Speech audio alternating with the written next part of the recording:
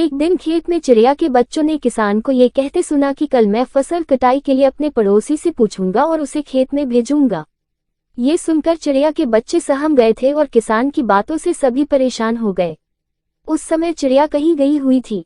जब वो वापस लौटी तो बच्चों ने उसे किसान की बात बताते हुए कहा, माँ, आज हमारा यहाँ अंतिम दिन है।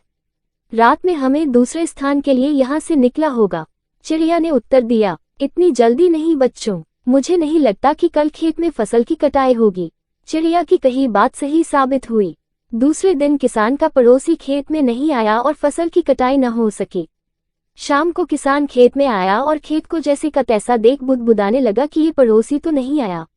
ऐसा करता हूँ, कल अपने किसी रिश्तेदार को भेज देता हूँ। चिड़िया के बच्चों ने फिर से किसान की बात सुन ली और परेशान हो गए। जब चिड़िया को उन्होंने ये बात बताई तो वह बोली, तुम लोग चिंता मत करो, आज रात हमें जाने की जरूरत नहीं है।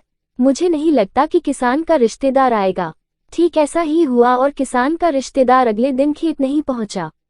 चिड़िया के बच्चे हैरान थे कि उनकी माँ की हर बात सही हो रही है।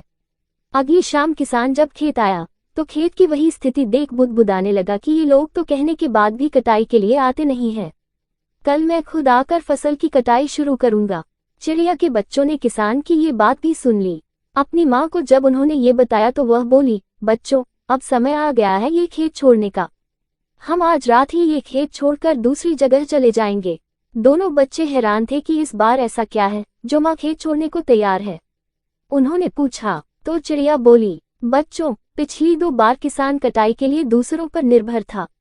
दूसरों को कहकर उसने अपने काम से पल्ला झाड़ लिया था, लेकिन इस बार ऐसा नहीं है। इस बार उसने ये जिम्मेदारी अपने कंधों पर ले ली है, इसलिए वह अवश्य आएगा। अब चिड़िया के बच्चे भी काफी बड़े हो गए और उन्हें उड़ना भी सीख लिया था। फिर उसी रात चिड़िया और उसके बच्चे उस खेत से उड़ गए और कहीं और चले गए।